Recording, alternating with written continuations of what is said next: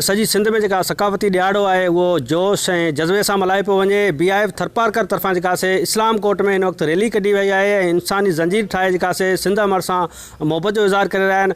हिते जेके अॻवान मौजूदु आहिनि असां उन्हनि सां ॻाल्हि ॿोल कंदासीं त हू सकाफ़ती ॾियारे खे कीअं मल्हाइनि था ऐं हू जेको से सकाफ़ती ॾियारे ते कहिड़ो मैसेज ॾियणु चाहिनि था। अचो त उन्हनि सां ॻाल्हि ॿोल कयूं। असीं सिंध सकाफ़त तमामु बहितरीन नमूने सां पंहिंजे दिवाली ऐं होली जे ईद वांगुरु मल्हाईंदा आहियूं ऐं हिन में को बि मज़हब मुस्लमान या हिंदू उन्हनि जो कोई बि फ़र्क़ु कोन महसूसु थिए थो असांखे ऐं असीं सभु हिकु आहियूं। अॼु पूरे थर में ॾाढे जोश ऐं जज़्बे सां ई असां सकाफ़त जो ॾियारो मल्हाए रहिया आहियूं। इस्लाम कोट में BIF थरपारकर पारां जोश ऐं जज़्बे सां असां पंहिंजो सिंध सकाफ़त ॾियारो मल्हाए रहिया आहियूं। कारूंजर जबल जेके पुराणो असांजो तारीख़ी माॻ आहे, कारूंजर जबल खे कटियो वञे थो ऐं अवामी आवाज़ तरफ़ां जेका पई माॻनि जी बचाव लाइ जेका मुहिम हले पई, असां कारूंजर खे बचाइण जे लाइ सिंध जे अहम माॻनि खे बचाइण जे लाइ 22 डिसंबर कराची वञूं पिया। असां भील इंटेलेक्चुअल फोरम जे तरफ़ां सॼी सिंध लेवल में जेको एकता जो ॾियारो जोश ऐं जज़्बे सां ऐं पंहिंजी जेको तारीख़ आहे, पंहिंजा जेको कल्चर में जेके बि असांजा जेको अचनि था,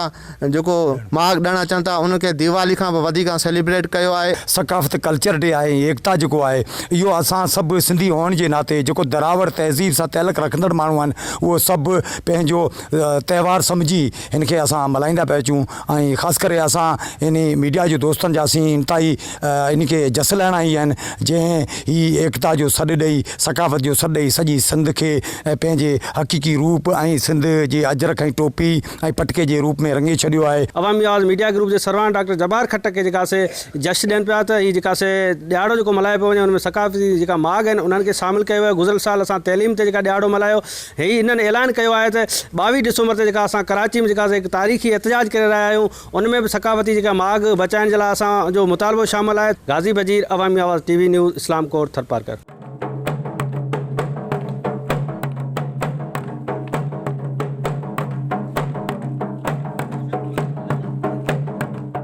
विज़िट कयो अवामी आवाज़ मीडिया ग्रुप की वेबसाइट awamiawaz.pk।